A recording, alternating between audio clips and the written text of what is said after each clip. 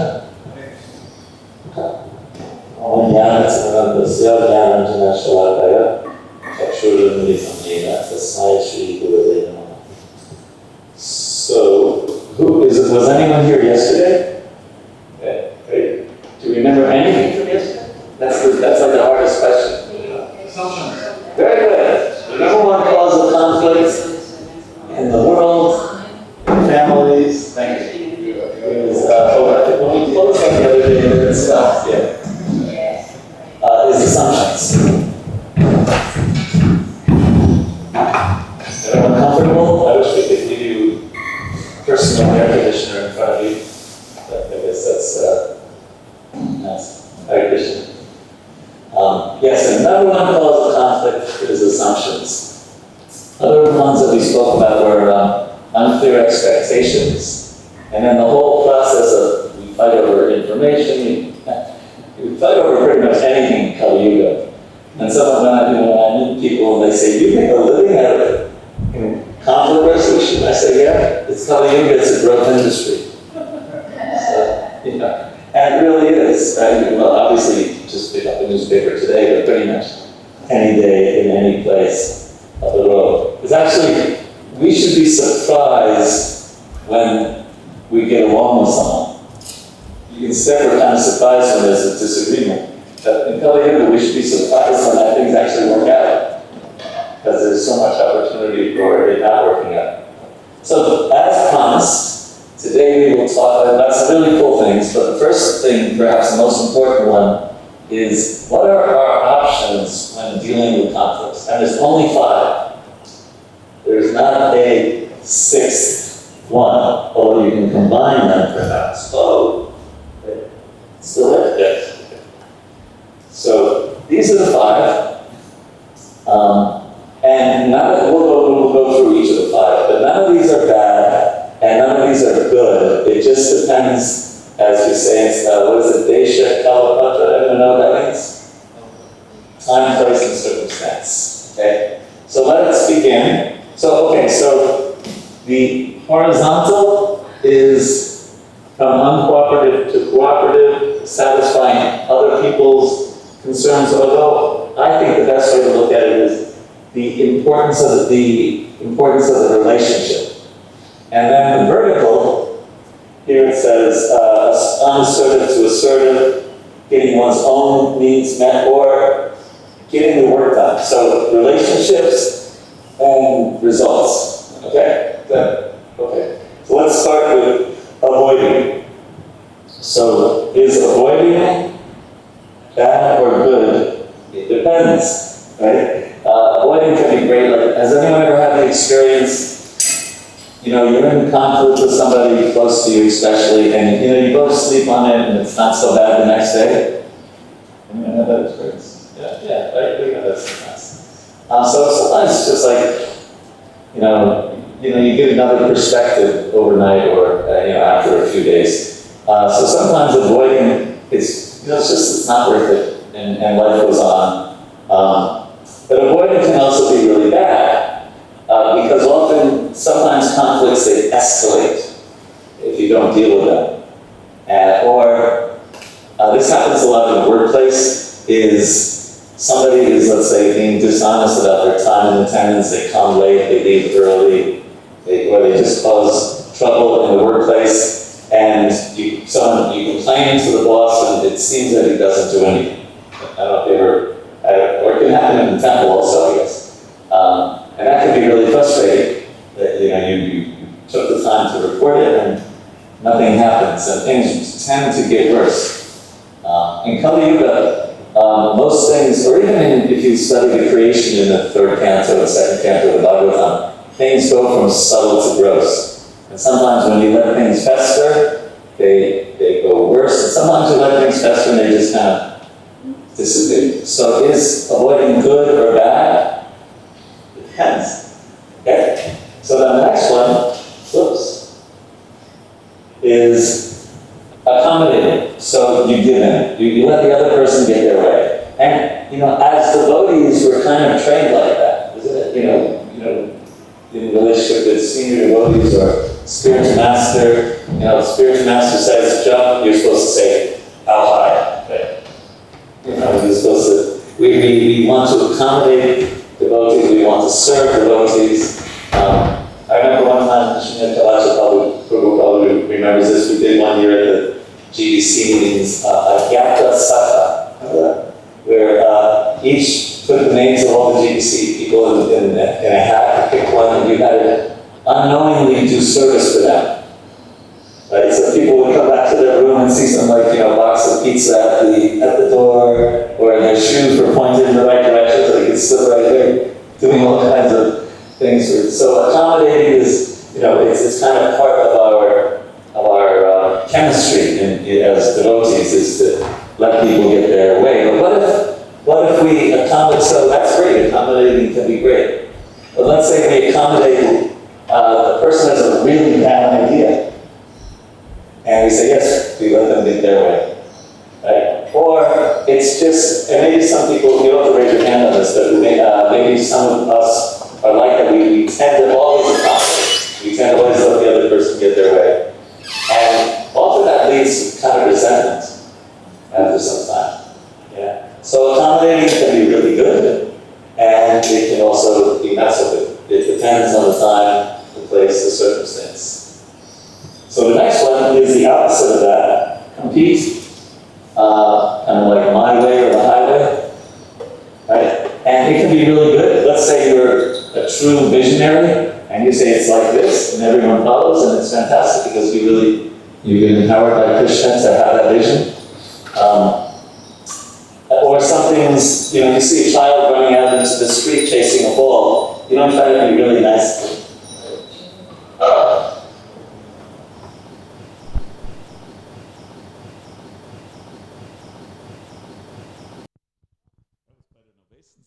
Oh, there we go. You don't try to be nice to the child. You just grab him by the neck and bring him back to safety. Right? It's not a time to worry about relationships. Relationships are on this side, right? It's just getting the thing done. So it could be great. And also, if you're my way or the highway, it could be really good. First of all, you probably don't have a lot of friends if that's the only thing, the only way you always deal with conflicts, right? And what's that? If you only have a hammer, everything looks like a nail. Right? So if that's the only way you deal with conflicts. And also, what if things should be more collaborative in nature, like we kind of inferred yesterday in a lot of the things we were talking about. So competing, is it good? Is it bad? It depends. Okay, so now to the heart of the topic. And this is where the whole cost of admission, which of course is free, so doesn't mean much. Anyway, many of you probably have heard of the story of the orange. Right? So the brother and the sister go into the kitchen, and there's one orange left in the house. And so they're having, as brothers and sisters do, they're having a tug of war over the orange. I want the orange, I want the orange. So a parent comes in and sees this. What does the parent do? Cutting it up. Cutting it up, yeah. I mean, sometimes you get a wise person who says they'll eat it themselves, but yeah, generally you cut it in half, right? So that's great, right? And it's quick. Stop fighting, you get half, you get half. But if the parent would have asked, and this is the key point, if the parent would have asked, why do you want the orange? And if the son said, well, I'm catching a cold and I need the vitamin C, or my wife's from Ireland, she said vitamin C, but you get the idea, vitamin C. And the daughter says, well, I'm baking a cake and I don't need the inside, I'm going to grate the peel and put that in the cake mix, right? So if they would have found out why, the underlying reasons, they could have each gotten 100%. Clear? That's the whole essential part of dealing with conflicts well. Okay, is getting from what we call the position, we'll show it in the next slide, the position, what we say we want, and the interests, why we really want it. It's very connected to the video yesterday, we're asking the question, what was the question he asked? Does anyone remember? Yeah. Yes, thank you. Yes. What is the real problem here for you? Or what challenge? I think he used it. What is the real challenge here for you? And he asked that 3 times, and by the 3rd or 4th time, it's very different than the first one. So the first one is often the position, and then as we go beneath the surface of the iceberg, we get to the real interests. And usually if you dig deep enough, often people's interests are connected with, a sense of fairness or being understood or dignity, security. This one comes up a lot, right? Even if you think of the biggest conflicts in ISKCON, I think if you ask both parties, they're going to say, we want to follow Prabhupada, isn't it? Right? Sense of belonging, the service that I'm doing, being respected. These are what's underneath the iceberg. And what's above is, I want the orange, I want the orange. Beneath the iceberg is, I'm catching a cold, I'm baking a cake. Now, if you kept asking, you might get further, right? You might, what's important about, that you don't, well, my parents aren't going to let me go on this, this is kind of funny to say here, and on a ski trip, because I have a cold. Well, why is that important to you? Well, the cool kids are going on the ski trip. So even the fight over the orange ultimately is about being cool, if you get down to it, right? And the daughter might be, well, actually, I'm baking a cake for my boyfriend. I saw him looking at some other girls, so I really want to give him a nice birthday present. So it could be all kinds of things when you get below the surface of the iceberg. But when you're dealing with just positions, what we say we want, that becomes pretty much like a tug of war or going to court and the judge says, guilty or not guilty, or you're right and you're wrong. When we get below the surface, we can actually have a discussion. And you see, when they got below the surface, then they could, in that case, get 100% of what they wanted. And you can have really good negotiations when you're down here. So that's after spending 2 years to get a master's degree, that's like the most important thing we studied. It's really important because if you get used to this, you can almost immediately, when someone says something, you say, I wonder what their underlying interest is. It really can almost become second nature. Questions, comments, thoughts so far on this?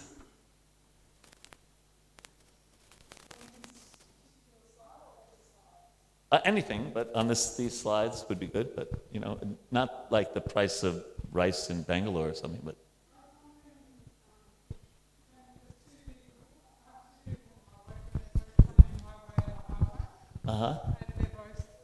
They're both not budging. Hold the mic like that. I have 2 people at work where they're both saying my way or the highway, and they're Right. both not budging. Okay, so if that's happening, I might ask them, help me understand why it's important to you that you're so firm, you're so fixed on this direction. And I'd ask both of the people that. And what are you trying to accomplish by that? So it really depends on the circumstance, but often, so what we're saying here, we're talking about, oops, what's going on?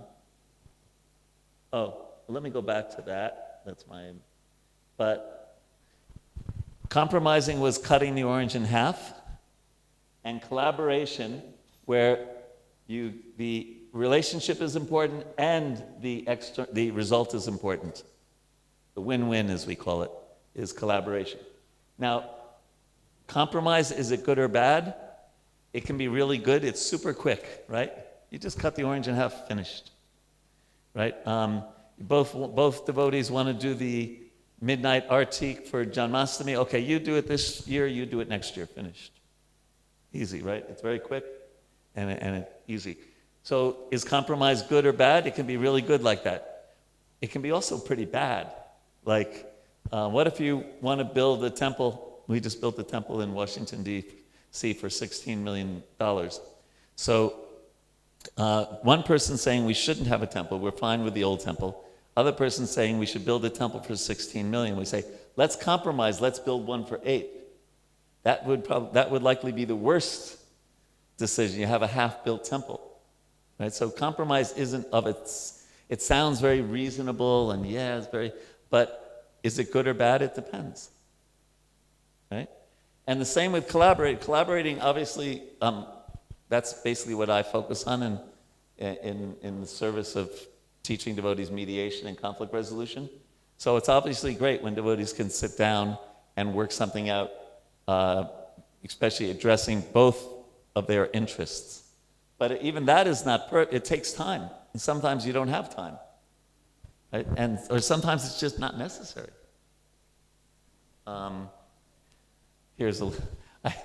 Bringing up American history, sorry about that, forgive me. But there was a woman in the 1950s named Rosa Parks, black woman, and she was very tired after a day of work, and she sat in the front of the bus. And black people were supposed to sit in the back of the bus in the 1950s, and she wouldn't budge. And so it became a court case, and it started the civil rights movement in America.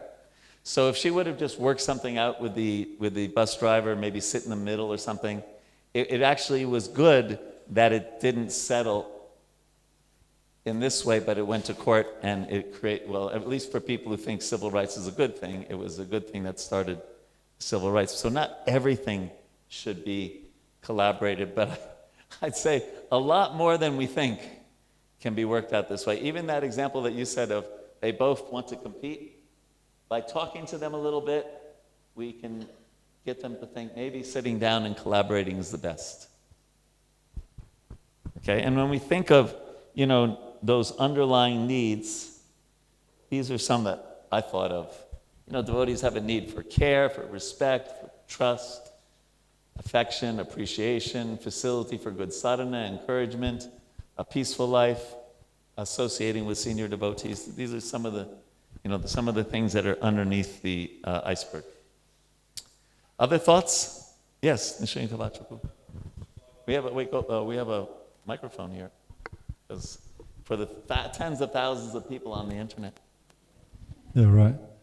That slide you were showing before about the 5 ways of resolving a conflict. I think this is really interesting because, especially like, if you just look at this, you'll think, oh no, but you shouldn't avoid it, you should just deal with it. But the experience I've had is sometimes, especially when you get into a heated argument, and obviously you want to resolve it, but maybe then's not the right time. Just by giving it a bit of time, the temperature goes down, and then you're able to have a rational discussion. But then I do find this interesting because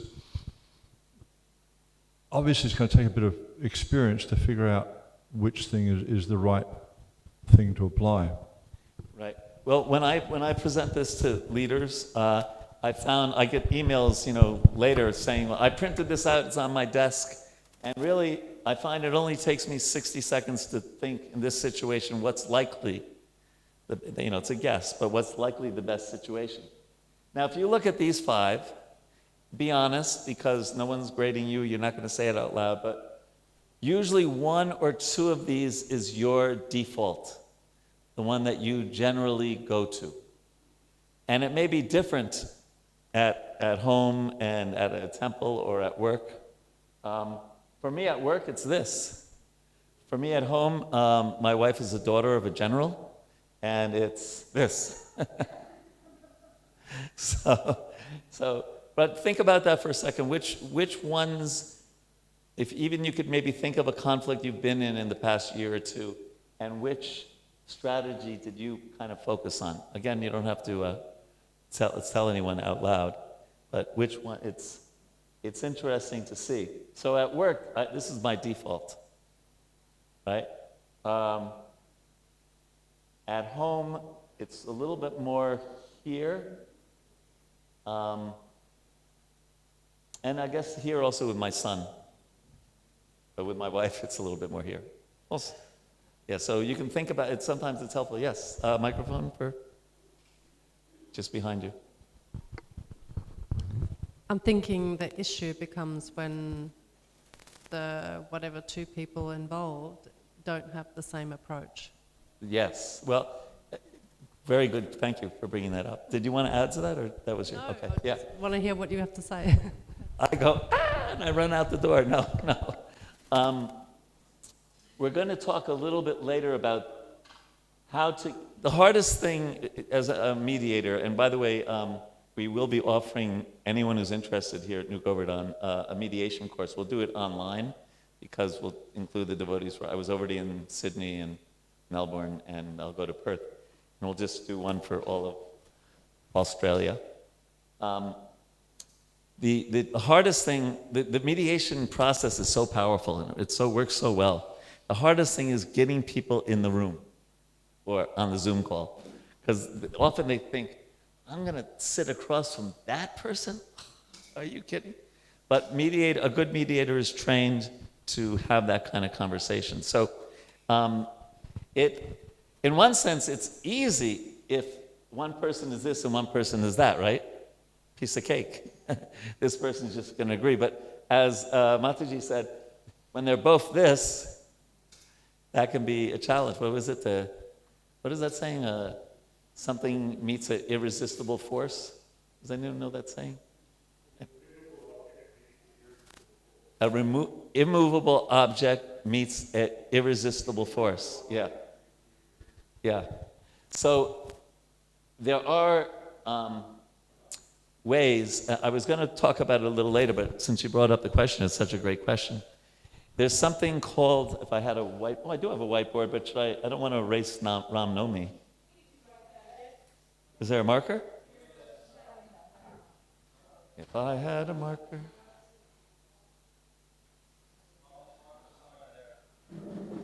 All right. That was like magical. And we have a whole box of markers. And these are not permanent, right? Okay. Good.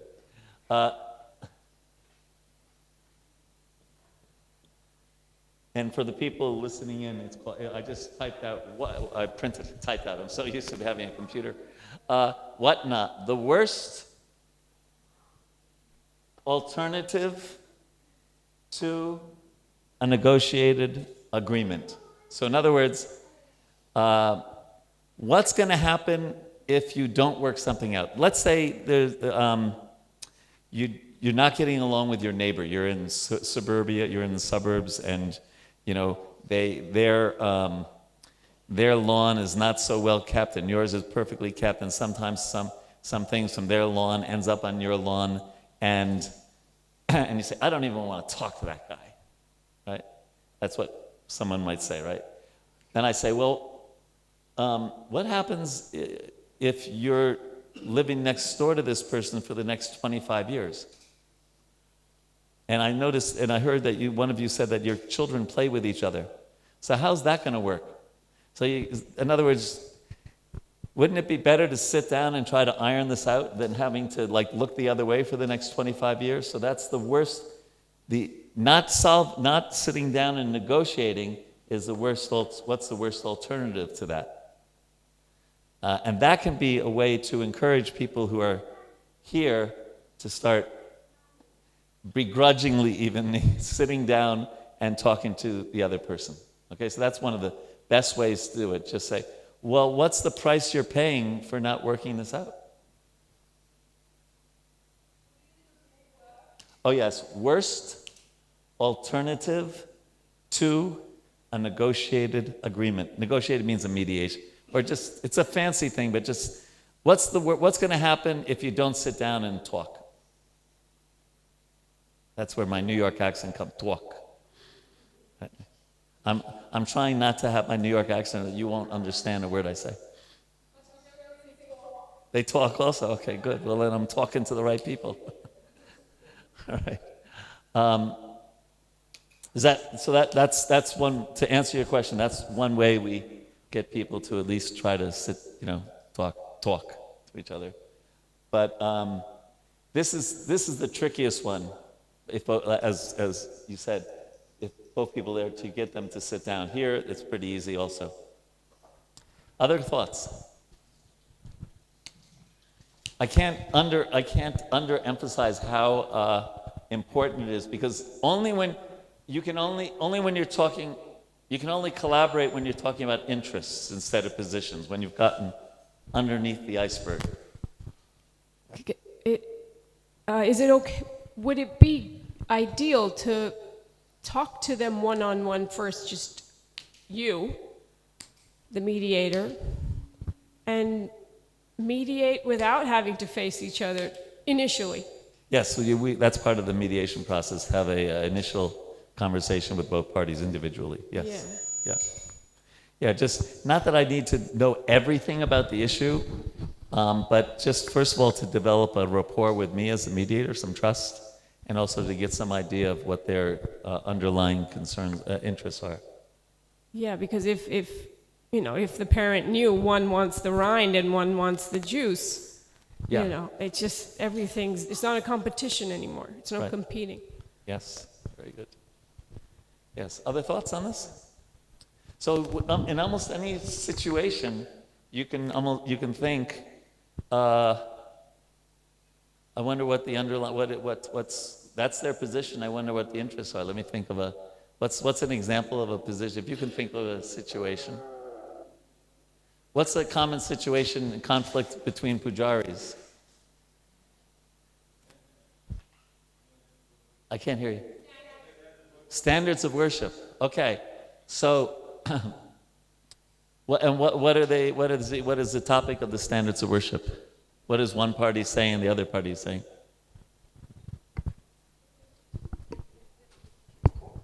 It's often right fighting. What kind of It's fighting? often right fighting. Right fighting. I'm right. Yeah. Right. Okay. And because different things can apply in different situations. It's not like there's one rule for everything. Okay, so let's see if we can follow. I'm just doing this ad hoc here, but let's say Nrsimha Kavacha Prabhu goes to a temple and he says, listen, these are some of the ministry guidelines, and you're not following all the guidelines that we've set up internationally. And then the other devotee says, I was there, Prabhupada did it differently. Prabhupada said, I don't know if you ever got something like that. So then what is... So Nrsimha Kavacha Prabhu, as a minister, I hope you don't mind me using you as an example. As a minister, his position is we all have to follow the ministry guidelines. What do you think some of his interests are? Or you can say what they are. Why is that important to him? And we're just guessing here. We're not. Yeah. Keep everyone in ISKCON and keep them in a uniform way. Okay, and why is that important? Okay, for posterity's sake? To please Krishna, yeah, and yes, so now you've gotten to way at the bottom of the iceberg. It might also be that I'm just, he doesn't want to go to the next temple and say, you allowed them to do that. And what about us? And then he's got a whole mess on his hands and a headache on his hands as the minister. Don't worry, I get plenty of that. Yeah, okay. So that may be one of his interests, just to have peace. And the uniformity may be partially just for his own personal needs. I'm just guessing, but like that. And the person who says, well, though I saw Prabhupada do it differently, and we're just we like you, but we're not going to follow all of those. Deity worship's not supposed to be so complicated. It's supposed to be easy. That's their position. Now, what are some of their interests? Preaching could be, yeah. Outreach. All right, who's it?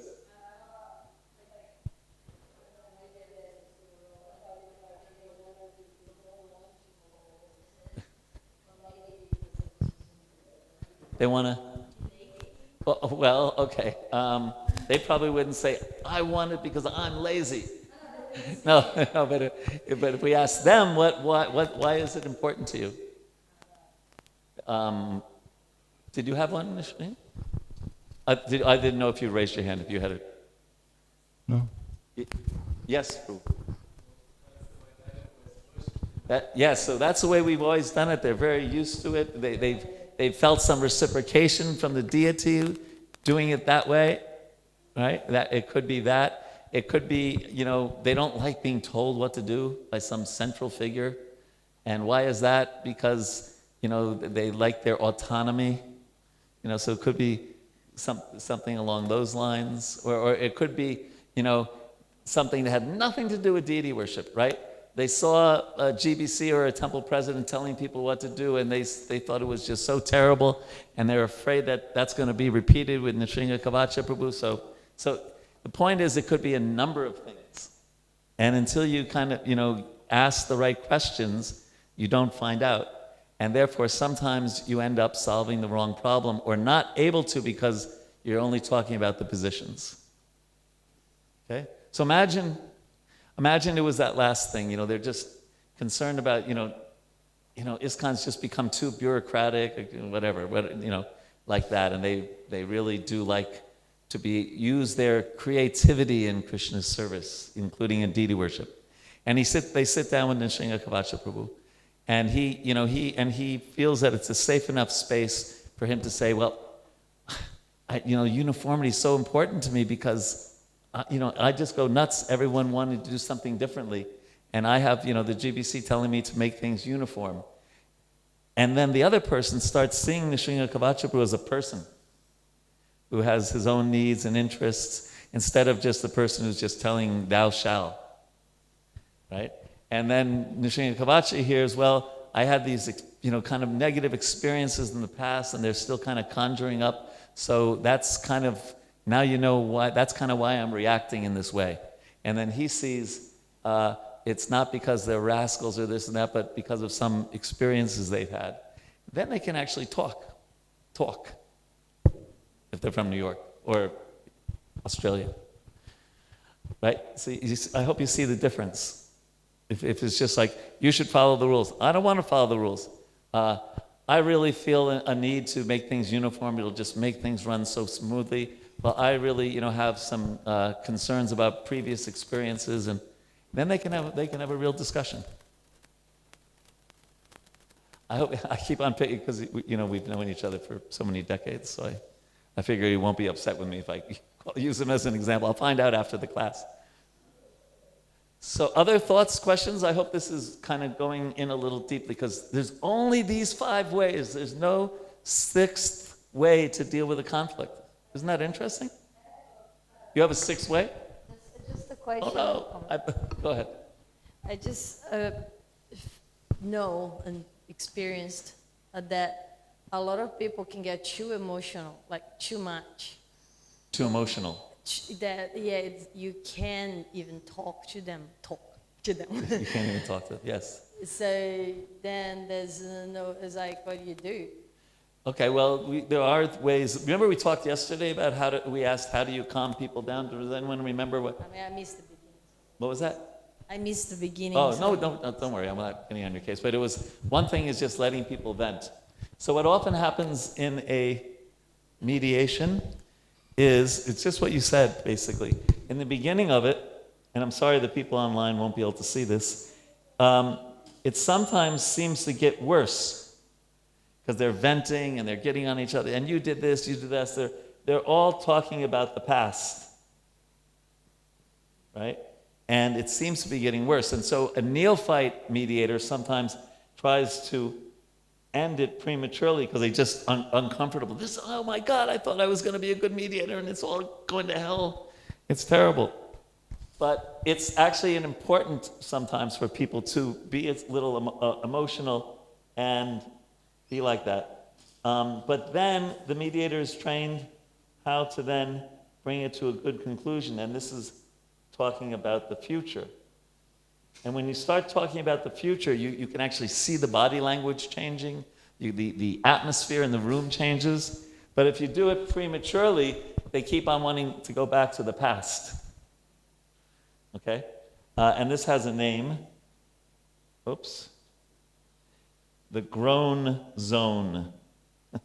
It's the hardest part sometimes of a mediation, but it can lead to a really good result. Also, just the mediator is trained to, we kept on quoting that verse yesterday, sattva sanjayate jnanam.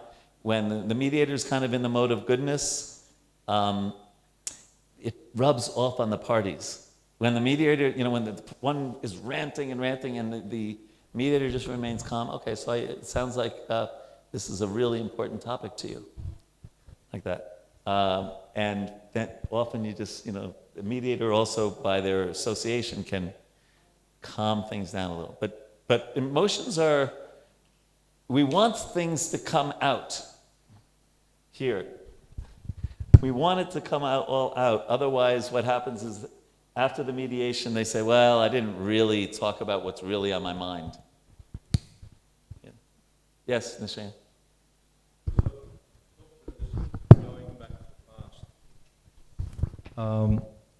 You're aware of this mediation that I was asked to do a few years back, because I was consulting you on it. Oh, yeah, okay. And one of the things, 'cause I don't see myself as a mediator, it's just I was asked to do it, so I did it. And there was one party in the mediation, there was a few different parties, there was one party in the mediation, no matter where the conversation went, they always came back to the same gripe. They always came back to the same. The only thing that's going to satisfy me is if I get all my services back and this person's removed from the position. There's no way that they were going to change. So what do you do in that situation? Well, that might not be ripe for mediation. That's possible. Or we might have to talk about their whatnot. Okay, so what if you don't get your service back? What if you don't get everything you want? What's going to happen?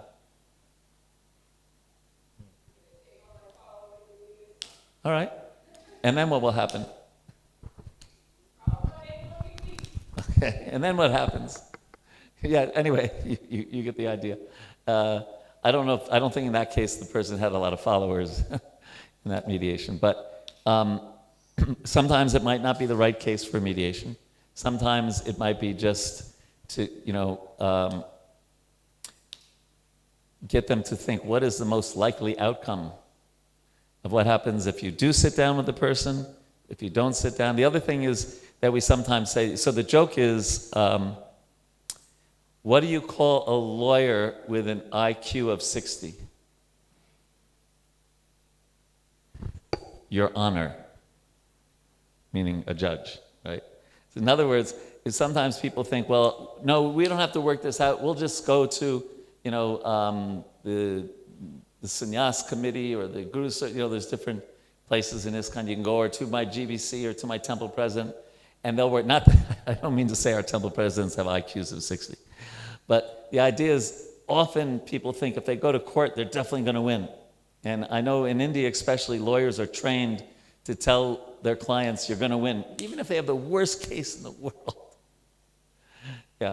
So I often say, well, what if the judge or the temple president or the GBC or whoever, what if they don't decide in your favor? Right? That's kind of the worst alternative. And what about if you were to sit down, have a good conversation with the other person, and be able to express your interests and your needs in an honest way? How would you feel about that? Okay? That's kind of the answer to that. So it is good to be, and then choose your strategy, right? Of those 5, choose which one you think is going to work best. Okay, shall we carry on? So, oops. Yeah, so, there we go. There's a whatna and a batna. Now, this is a little negotiation theory, but it's really deep. So I think we kind of covered whatna, what the worst alternative, and the B stands for the best alternative. Okay? So let's say, I like to use examples that you can get kind of an idea about, but please don't get me wrong about this one, just because he's an old friend of mine. So let's say Vinod Vihari Prabhu goes up to Ajita Prabhu and says, well, I don't even know if he gets a salary, but if he does, I need more money and I need another $1 million for the school. And, and in the back of his mind, I don't know if are there other schools in Australia? Okay, well, that's not going to work. There's one in New Zealand, right? There used to be one, at least in Auckland, right? So let's say he has a really good offer from the school in New Zealand to move there and get, double the salary and as much money as he needs to improve and build the school. So he can be very strong in his negotiation with Ajita Prabhu because he has that other alternative. But what if he has no other, so that's the best alternative, and that's going to change his whole, it could change his whole negotiation strategy. I'll give you another example, because I told you yesterday I work with Native Americans, a lot, American Indians, in very remote places. So if they're in San Francisco and they want to buy a Toyota Camry, do you have Camrys here? Yes, no, maybe? Yes? Okay. They want to buy a Toyota Camry, and there's 5 dealerships with Toyota Camrys that sell Toyotas. And they go to one dealer and they say it's $40,000. So when they go to the next dealer, and they say to the first, okay, I'll get back to you. They go to the next dealer and the dealer says 41,000, and they say 39 or forget it. Because they can walk out the door and know that they can get one for 40. Right? So they have some best alternatives. But what if they're buying a car in Alaska, and in Alaska there's only one Toyota dealer in the whole state. The state's almost the size of the whole country of Australia. And the person says 40, if they really want that Camry, they don't have much of a negotiation ability, right? Because it's, I think, like 1,500 miles to the next Toyota dealer, because you have to go through Canada, if you know your geography, to get to the rest of America. So they don't have a very strong negotiation. They don't have much of a BATNA, right? So these are 2 interesting concepts in a negotiation. A WATNA, the worst alternative, and a BATNA. It's just a little bit about negotiation theory. And so if I choose not to pursue negotiation with the other parties, who I have a conflict with, then thinking realistically, what is my best alternative, the best likely outcome? What is the worst alternative, the worst outcome? So any thoughts on this? I know it's a little theoretical, but we actually do it unconsciously all the time. We think of what's plan B? Like that. Questions, comments? Yes, Boo. Is it an important part of the negotiators, the mediator's job is to know these things? Or to have some idea to try to bring these out in the initial meeting? Well, this one, the WATNA, is often if they're reluctant to mediate. Okay, so what's going to happen if you don't sit down with this other devotee? Right? And sometimes they, no, nothing. And I also say, well, think a little more deeply. What could really go wrong? Well, when I was trained by this elderly, really nice person, elderly Jewish man who's professor at Harvard and somehow took a liking to me. And he says, we called me Brian. He said, Brian, you have to walk them down the chamber of horrors. That's what he said. You really got to get them thinking, what could really go bad? So it can come up at different times. It can also come up, when there is an agreement and you just want to test it. So you're agreeing to this, even though you did have some other alternatives. Because the point is, at the end of a mediation, when there's an agreement, we want to test it to make sure that it's going to endure the test of time. You don't want them to come up with something and 3 weeks later, right? So, does that answer? But in that example of Vinod Prabhu and Ajita Prabhu that you gave, if you're the mediator, it'd be an important thing to know that Vinod Prabhu had this great other offer.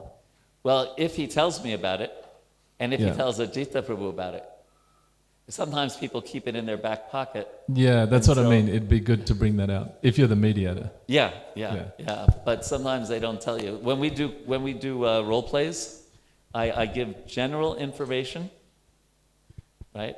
Like one of the role plays is about a project that sounds a little like New Govardhana. It's not. But it's another place that has a eco farm and all this kind of cool stuff, and gets a lot of Western visitors. And then the city temple, mainly Indians. Again, it's not here, but it sounds like it, but it's not. And anyway, so I give a general explanation before we're doing the role play for both parties, right? This is the situation. And then I have information for the temple president of the farm and the temple president of the city, including hidden information that that they only will bring out if they really feel comfortable, which is really what happens in true life, in real life, right? Yeah. Thank you. Yeah. Someone else had a hand up? I thought I saw. No? Oh, yes.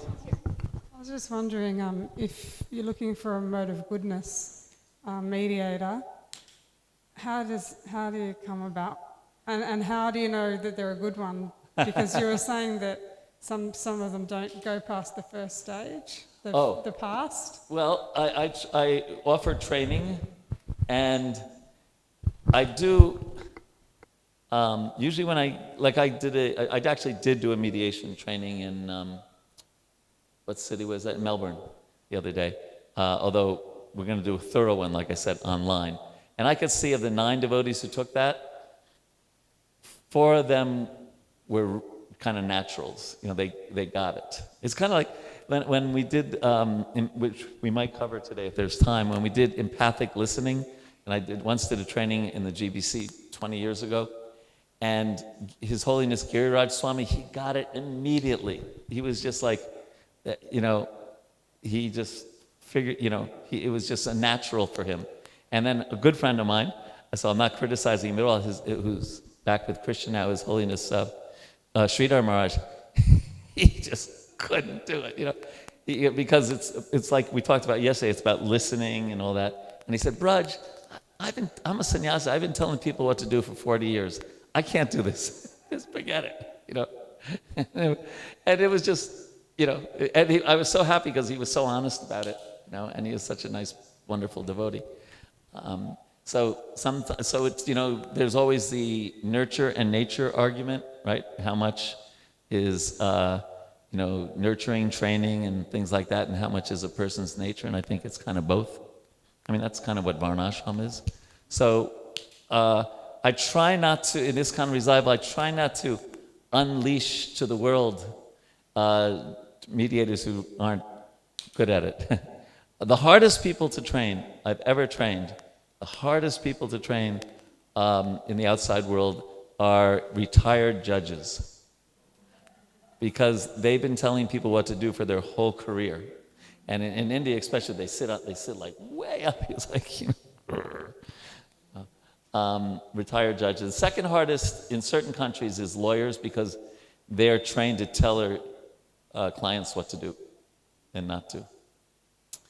But yeah, and argue. Yeah. They don't think they're going to make money by being in mediation. Is that all right? Yes, Boo. I wasn't going to share this, but I'll share this just on the point of judges and lawyers and stuff. No, I mean, I was going to share it with you privately, but anyway. It's not too embarrassing, but anyway, here it is. When I went to study law many years ago, and we were in a tutorial about contract law. And so it was, you know, this scenario and what would be the remedies and blah, blah, blah, and everything else.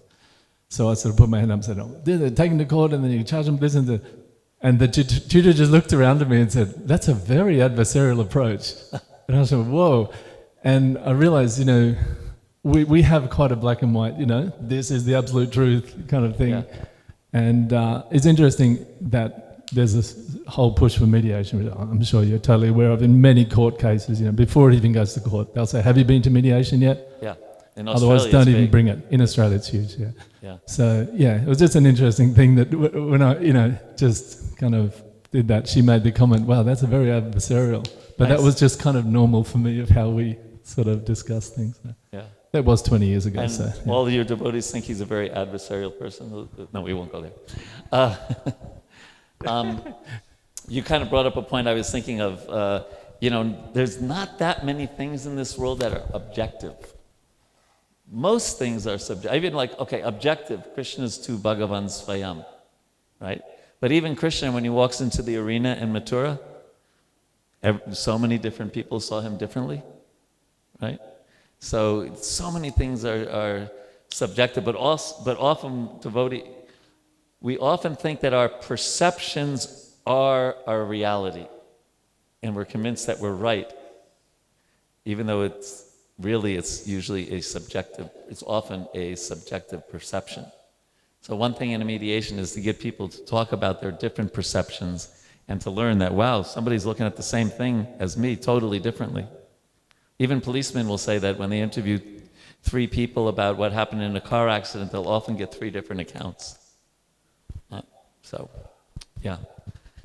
Okay.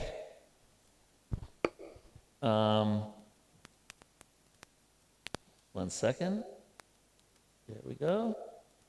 All right, so let's talk a little bit about how important. Now we already did talk about it yesterday with the video. Okay, so because it's such an important topic, I just thought I'd touch upon it. O sages, I have been justly questioned by you. Your questions are worthy because they relate to Lord Krishna and so are of relevance to the world's welfare. Only questions of this sort are capable of completely satisfying the self. And that's right at the beginning. It's right after the questions from the 6 questions from the first chapter of the Bhagavatam. So really, Sutta Goswami is just thanking them for their questions. And in the purport of the questions of the sages of Naimisharana are proper and just because they pertain to Krishna. The Gita says that in all the Vedas there is nothing but the urge for searching after Krishna, after him, Lord Krishna. Thus, the questions that pertain to Krishna are the sum and substance of all Vedic inquiries. Oops, what happened there? Sorry, am I pressing the right button? Yeah. God, what's happening? There we go. I know this is a little long, but it's such a sweet purpose. I think I mentioned it yesterday. The whole world is full of questions and answers. The birds and beasts and men are all busy in the matter of perpetual questions and answers. In the morning, the birds in the nest become busy with the questions and answers. The human being, unless he is fast asleep at night, is busy with questions and answers. The businessmen in the market are busy with questions and answers. And so also the lawyers in the court and the students in the schools and colleges, legislators in the parliament are also busy with questions and answers, and the politicians and the press representatives are all busy with questions and answers. Although they go on making such questions and answers for their whole lives, they are not at all satisfied. Satisfaction of the soul can only be obtained by questions and answers on the subject of Krishna. And Prabhupada, was very pleased with the question. Not pleased. He quoted this a lot when Sanatana Goswami just asked, "Who am I?" Kayami. Prabhupada thought that was so profound, such a powerful question. And Arjuna asked a lot of great questions. Well, Dhritarashtra asked a great question in the beginning. What did my sons and the sons of Pandu do when they were at Kurukshetra desiring to fight? Right? Great. It actually kickstarts the whole Bhagavad Gita. Right? Or Arjuna's brilliant question, the sun god Vivishwan is senior by birth to you. How am I to understand in the beginning that you instructed the science to him? That doesn't make sense, Krishna. Please explain that. So there's, I think, 17 questions that Arjuna asked in the Bhagavad Gita. Great. So let's talk, and of course, this was spoken, I think it was Ram Brumataji who brought it up yesterday, Guyam Akyati Prichtati, that it's so important to have friendships and revealing our minds in confidence and inquiring confidentially. Okay? So, let's talk about a few skills that you can apply right as you walk out of the temple room today. But here's just some general points. It should, questions should come from a genuine place. Again, it happens in ISKCON also, but I think a lot about the workplace. It's on a Monday morning, and they say, so, did you have a good weekend? They don't really care, right? Or how are you? Things like that. But being sincerely interested in what the person has to say. Don't assume you know the answer. And listen for the interests underneath the position. So just some general points about questions. So there's a difference between closed-ended questions and open-ended questions. Open-ended questions usually begin with what or how, and they get people talking. And closed-ended questions are answered yes or no.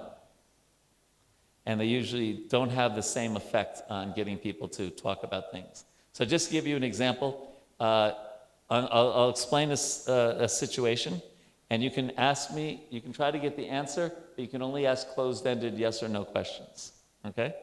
So a person walks into a shop, he says something to the shopkeeper. The shopkeeper takes out a gun, points it to his head. The man says thank you and walks out of the shop. Now, if you know the answer, don't give it away. What did he say to the shopkeeper? And you can only ask yes or no question, closed-ended questions. Yeah? What's that? Hand over the contents of the till. No. You didn't say that. Or you can ask any question, just any question. Do you want to walk out of here right now? No, you didn't say that. You could, by the way, it's not only what he said, you can just ask any question, try to get to what happened. Yes? Was it a real gun? Yes. Did he tell him to put his gun to the head? No. Yes, sir. Was the gun loaded? Yes. Yes. Was the real intention of the shop owner to kill him? No. No, kill himself? No. Okay, my guess is we could probably be here until the next yuga. Okay? I'm just trying to show the challenges with closed-ended questions. So what happened was he asked him, do you have a cure for the hiccups? And sometimes if you scare somebody a bit, they get rid of the hiccups. Okay, so how long would it have taken us to get that question? Somebody say, Vraj Vihari, did he ask what are the cure for hiccups? Literally, we could have been, breakfast, lunch, dinner, breakfast, we could have been living here in the temple room. But if you ask one open-ended question, what did he say to the shopkeeper, then you get the answer. Okay, so there's a big difference between closed-ended questions and open-ended questions. Huge difference. Oops. So asking open-ended questions, how is that working for you? This one is not how or what, but it's like his awe question yesterday, and what else? Right? What are the possibilities here? What are you not willing to change? What holds you back? What options do you see? These are all, pretty much anyone that's with a what or a how, it's going to be automatically open-ended. And the idea is these kind of questions really get the other person thinking. And some people say, well, what about asking why? Why, it depends on the tone of voice that you ask it, like, why do you want to do that? That would be, right? But why can sound a little intrusive, whereas what or how, like you're trying to psychoanalyze the person. But what or how are really, really important things. Try it out with your children, your spouse, your friend in the ashram. It's powerful. So I can give you, by the way, this PowerPoint presentation, but just some examples, clarifying questions, what do you mean? Elaborating questions, what else? What other ideas do you have? Questions about history, what caused it, what led up to this? Options, what are the possibilities? If you had a choice, what would you do? Exploration, what part of the situation have you not explored? What other angles can you think of? Examples, what's an example, for instance, like what, such as? There's some more, the next slide, just to give you an idea. Predictions, how do you suppose it will all work out? Outcomes, what do you want? What is your desired outcome? Substance, what seems to be your main obstacle? What is stopping you? Okay, so I don't know if I have all the hands to do this. I want to give you normally I would put people in groups and everything. It's a little spread out here and things, so I'm not sure how to do that in people online, but I'll at least do one. I'm going to explain a real situation in my life, and you just raise your hand or just call out and ask me a question. Try to make it begin with what or how. And questions are also subjective. You can ask me a question, and I think it really made me think clearly about my situation. And you can ask Prabhuji a question, and in his thing it didn't work so well. But what I'm going to do, I'm going to give you a nonverbal response by moving my arm. I guess this will be hard. Oh, I guess people can see us online. Should we turn the lights on now? Or would that make it harder to see that? But maybe it's good. It's getting a little dark. So if it really hit me hard and makes me think of my situation, I'm going to go like this. And if it wasn't the perfect question for me, then I'll go like this, and I'll, anywhere in between. Okay? So here's my situation. I think I mentioned it a little yesterday. So, I didn't do any gainful employment till I was about 50. And then I worked for the US government and made, money for about 13 years. And then I retired from that, but I still have I have 3 consulting gigs. One's with NASA and 2 with some really good organizations that help people. One is called the Global Green Growth Institute. They help governments from developing countries develop green initiatives. Another one is called Ashoka, which is social entrepreneurs. People are trying to change the world through different social activities. So I'm the Ombuds conflict resolver for those 3, and it doesn't take up a lot of my time, but it's still, like I have a call tonight at 7:30 that I have to do for one of those organizations. So it takes up time in my consciousness, and whether I need the money or it's just, I grew up in a Jewish family, and so, kind of like money was like the goal of life, basically, at least in my family.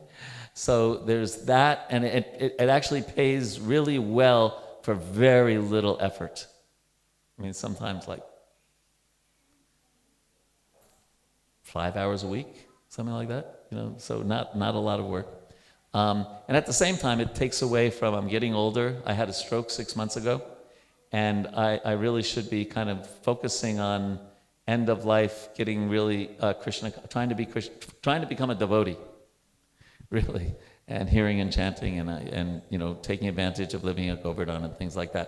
So I'm not sure if I should just drop it all, and it does help out my family financially, things like that, but we would survive without it. So I'm not sure if I should drop it all or gradually drop it all or just keep going till I'm 70. It's a situation. Okay. So you ask me questions, and the purpose of asking me questions is to get me to think more clearly about my situation, okay? Now the tricky thing is, don't try to solve my problem. That's what we usually do, right? Okay, go ahead. Anyone have a... we'll just go this way. Yes?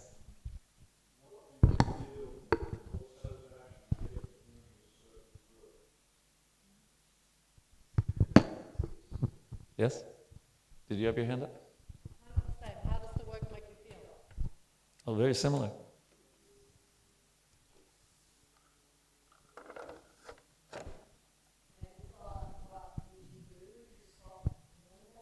Have I thought, what would I do? Okay. All right, so have I thought is yes or no, right? So change it into, that's okay. No, that's Getting it wrong helps everyone learn. So what would rephrase it as an open-ended question? What or how? Begin with what or how.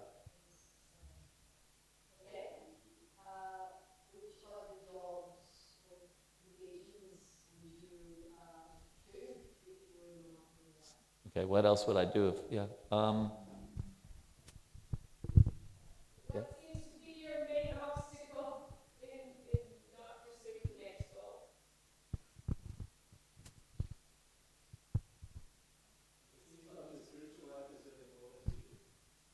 Mm-hmm.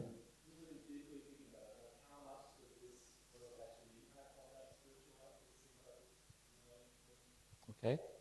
I'm going to do this just because I almost get the feeling you're ready to preach to me. No offense. Just, again, very subjective. Like, okay, well, how about if you do, you know, but I'm just doing that for our education. Let's do it. Yes, Boo. How important is your attention for your attention to something to you? Attention? Yeah. Your mental attention to something. Okay. Yeah, good. Right here? What do you get from doing the outside work? Similar to the other questions, yeah, good. Yes? How does your family feel about continuing work? Okay, that'll make me think. My son says, just quit it, Pitta, you're fine. I'll take care of it. And that's a whole other thing, right? You see, like just that question, right? And then I already started answering it about my son. And then then the next thing that hit my mind is, gosh, I'm still thinking he's a kid. He's 34 years old, right? So I'm still thinking I have to kind of tell him what to do with his life. And that question is really making me think. Maybe I'm getting to the age where he should be I should be listening to him more. So you see, one question can sometimes really help a person think more clearly about something. Even, you don't know if it's going to hit, but yeah, for that, I could probably go on for a half hour answering that question. Okay, so one more? Yeah? With what is going on in the world right now, how can you predict the future for like finances? Like, what's gonna happen? What's going on in the world? No, I'm joking. Yeah, very good. Yeah, it reminded me one time, the story about Rameshwar Prabhu. He was on an airplane in, I guess it was 1974. It was a big, maybe 75. It was a Watergate crisis in America. I don't know if you've heard about it, but it was a huge thing. Like everyone was talking about it. And it was people who were making believe they were plumbers who went into the opposing political party to find out secret information. So he was sitting on an airplane and the man said, "So what do you think about the plumbers?" And he was like, "What are you talking about? What plumbers? Watergate. Watergate, what's that?" He had no idea. He was just doing service at the temple. All right, so I think again, if we had more time, I might break you into groups, but please understand this is real. You can see, it could be really powerful. And it's really in that mood of helping people help themselves. Again, it's not that, and it's a great way to be curious longer, if you remember yesterday. Just to be curious a little bit longer before we give advice, making sure that we're really hitting home. But in a lot of cases, like that last question, my answer to that and my thought process is probably going to be a lot better than advice that I get. Except maybe from 2 or 3 people that really know me super duper well and know my situation. Right? And even then with them, it would be a back and forth conversation instead of, Sisyaste ham sari mam tvam prapanam. I'm your disciple, soul surrendered unto you. Please instruct me. So I hope that was helpful. Very powerful. What and how, and open-ended questions.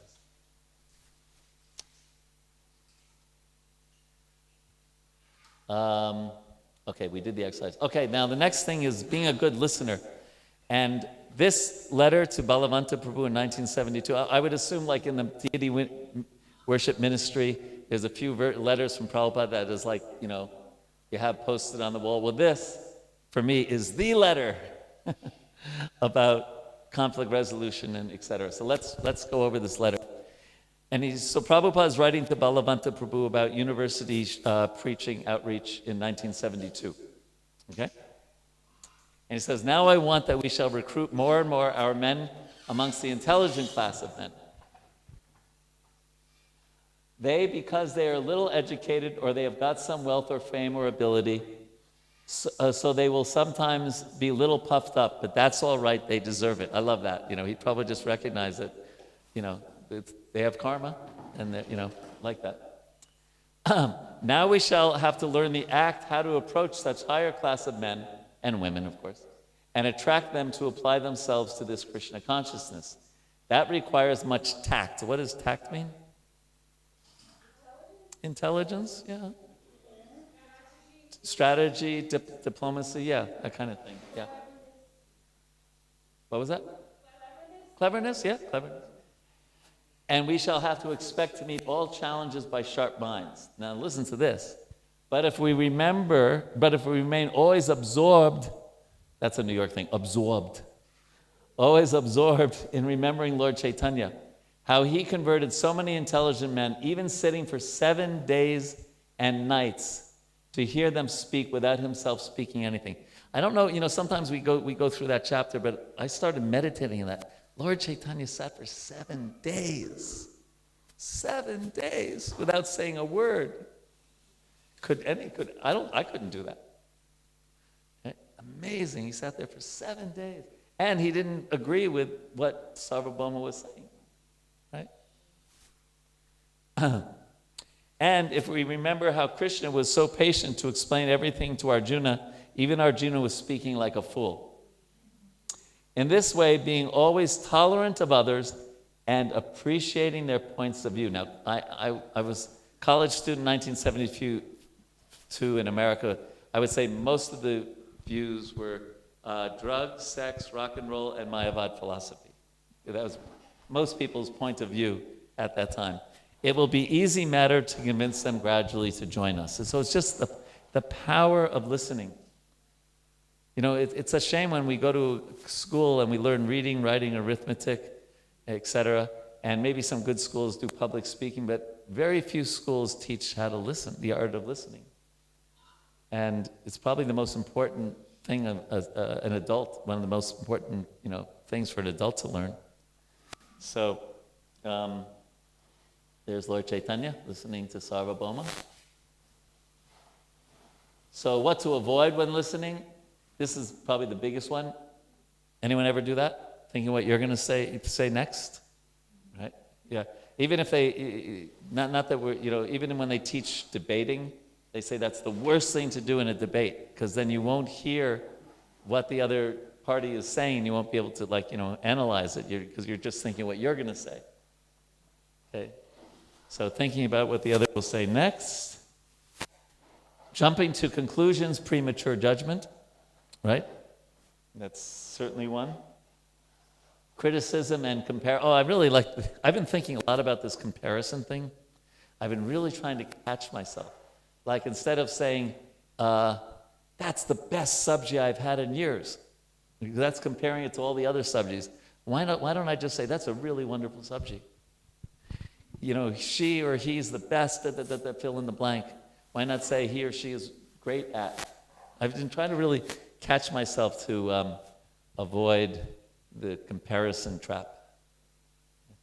There's one funny, you know, we have in our congregation in Washington, D.C., this, I don't know how much you know the subtleties of the different parts of India, but he's Punjabi from the north of India. And he, you know, the general rule is you're allowed to make fun of yourself, your own people. So he's very wealthy, and he creates subdivisions. And so he had a model house, and the person who was buying the house said, what happens if the house next to me is smaller than mine, and then my property goes down in value? He said, don't worry, they're all Punjabis, they're all going to want a bigger house than the previous one, you know. Anyway, the point is that I think comparisons is generally not so needed. Instead of just, use the sentence in a way that isn't the best, the worst, the most, etc. Just that's a personal thing that I've been working on. Giving premature, unrequested advice. We asked everybody yesterday, raise your hand if you ever got advice that you didn't ask for. And almost everybody raised their hand, if you remember it, right? And premature is based on like that video yesterday of be curious a little bit longer. Moving to problem solving too fast. That's also what we showed here. That's this, right? Sometimes you have to let people, say their piece.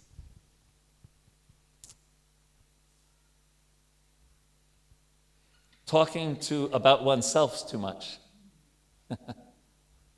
I have to be careful about that.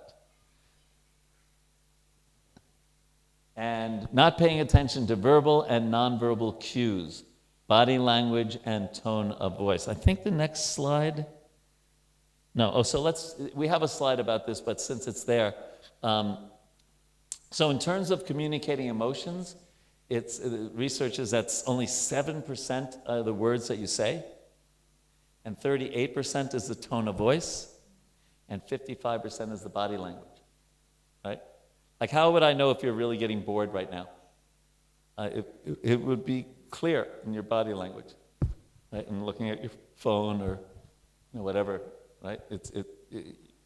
The body says so much, right? So it's good in communications to understand. We do it automatically as humans, but you can be more in tune to body language if you understand how important it is.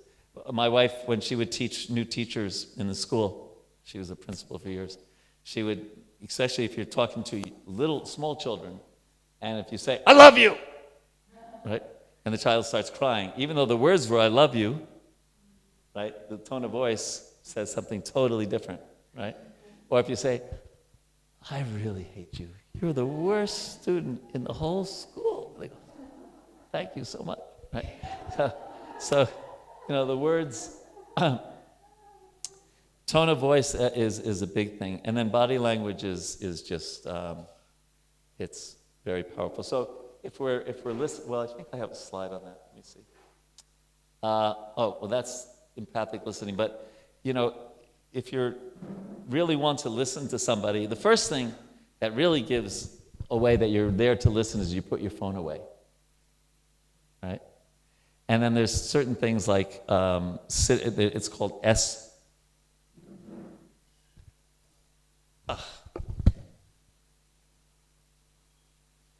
S-O-L-E, not spirit soul, but soul. Sitting squarely, so really facing the person, like if I'm talking to this Prabhu, my shoulder's facing his shoulder. O means open posture, this kind of,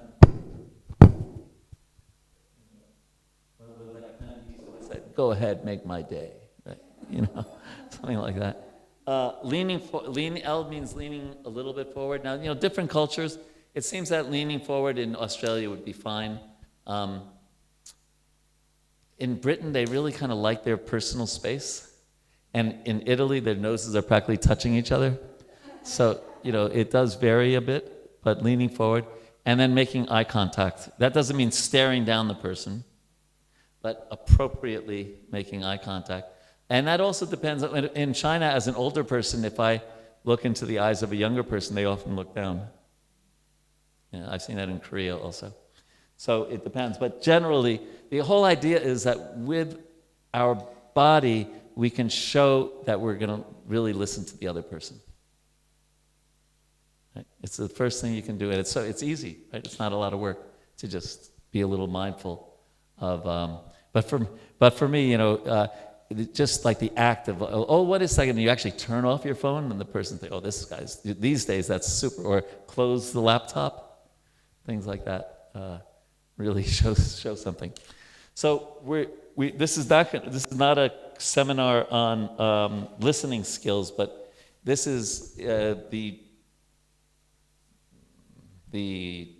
mechanics of empathic listening to just someone like that person says, I just can't stand living in the ashram anymore. The devotees are just so filthy, and they're just so kind of impersonal. So then you might say, sounds like you're really feeling frustrated because the situation in the ashram is not what you thought it was.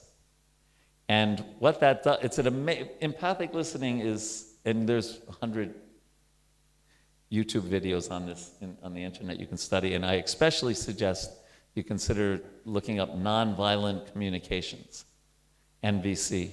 And actually the creator of it, who used to live near the temple in DC, his whole 13-hour training, the whole thing is on for free on YouTube. But there's also 10-minute videos to give you the gist of it. But it's very powerful. It's not a question, but people still answer it.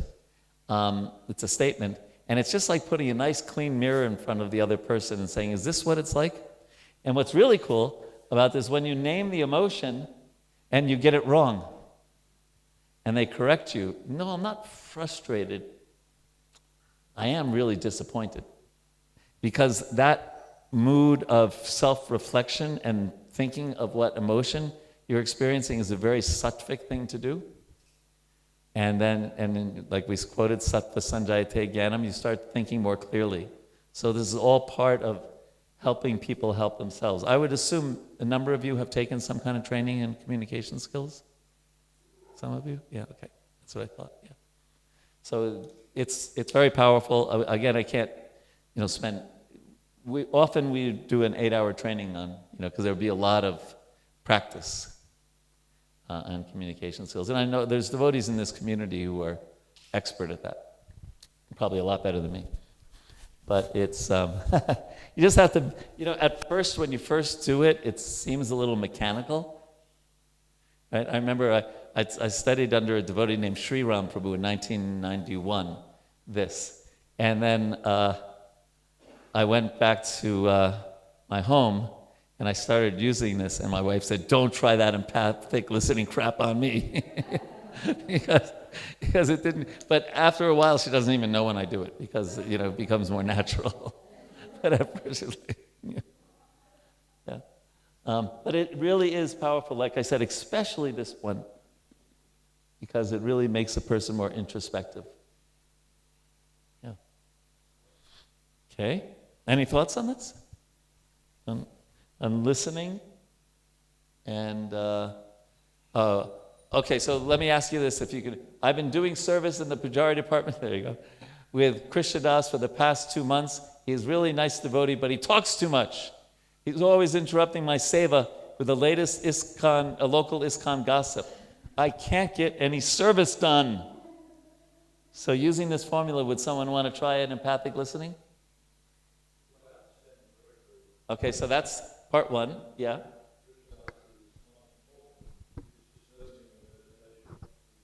Good. You could, and if you really wanted to be super, that was like Raganuga. If you followed this, what was the word? What was the emotion he felt? Disturbed, yeah. So if I understand you correctly, you're feeling really disturbed because, what was the last part? Excellent, yeah, great. So it's always, you feel frustrated, name the emotion, and then this one usually begins with because. And then you just get the cause of the emotions. That was perfect. Anyone want to try a less perfect response? One more? Using this formula?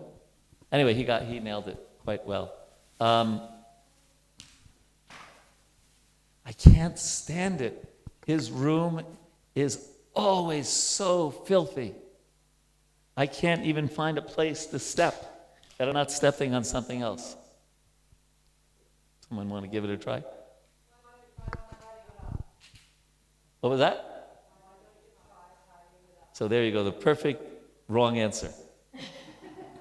Right? I'm sure you were doing that on purpose. Giving advice. Anyone want to try? Which may work in a certain situation, by the way. But because we're... Yeah, well, you did it. Congratulations.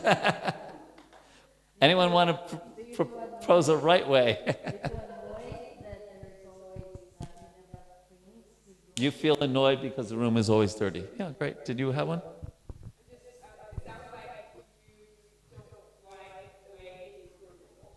Okay, so where's the emotion? No, that's okay. Just think of an emotion.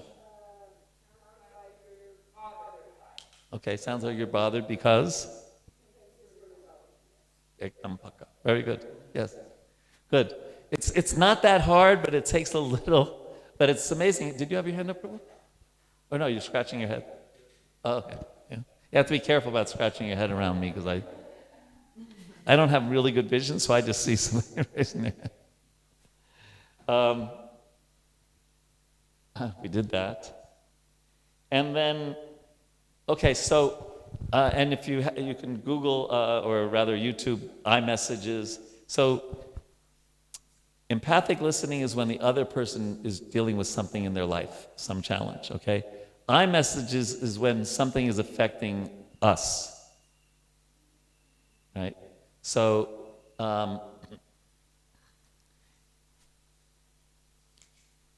well, here's an iMessages. Well, let's see. I get frustrated when you are late meeting me at the temple because I missed the kirtan that I really would love. So I would appreciate your arriving at our agreed time in the future. Now that's a lot different than, you're always late. What's the matter? You see, because the you message is, you're always late. But if you think about what's honestly going on, I'm the one affected. So it's better if I have an I message, if that's more honest. I feel frustrated. And it also is wonderful in Vaishnava Sangha because this gives the other person the opportunity to change their behavior out of pleasing you. Yes?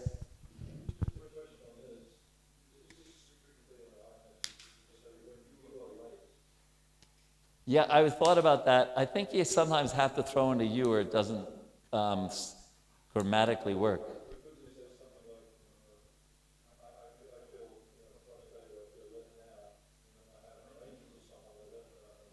That's fine. As long as the person doesn't think, oh, who's that someone? There's somebody out there. But yes, it does have the word you in it. Yes. Yes.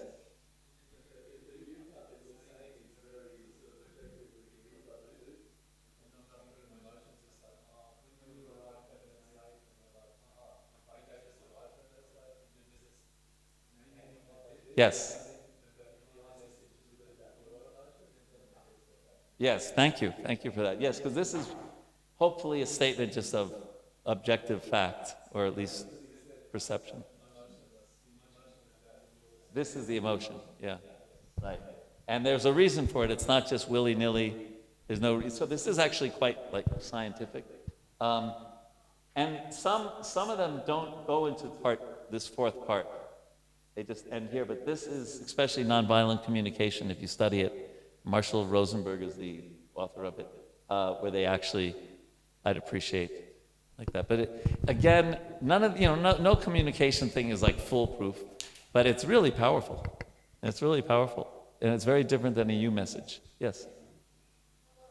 What I would say is the difference between the last part of this being a requirement from the other person as opposed to communicating your own solution, saying, in the future, I won't be waiting for you, I will go to the kirtan. And you can decide whether you're going to be on time or not. Yeah, that could work, as long as you don't need their ride. Do you still, right, okay, yeah. Depends on the situation. It's very specific. Depends on the situation. Yeah. But I know this is really a cursory week. Again, you could spend an hour practicing this, but that's why I'm bringing up the YouTube has a lot of great stuff on nonviolent communication, iMessages, and empathic listening. Better than, very well done, a lot of them. But do you think that there's a big difference between asking somebody else to change their behavior or just communicating that you're going to make your own solution if they can't show up? Let's take this out of the... I get frustrated when you are late meeting me at the temple because I missed the kirtan I really love. most iMessages don't have this part. Yeah. But then Marshall Rosenberg added this. I've often just used the first three. Yeah.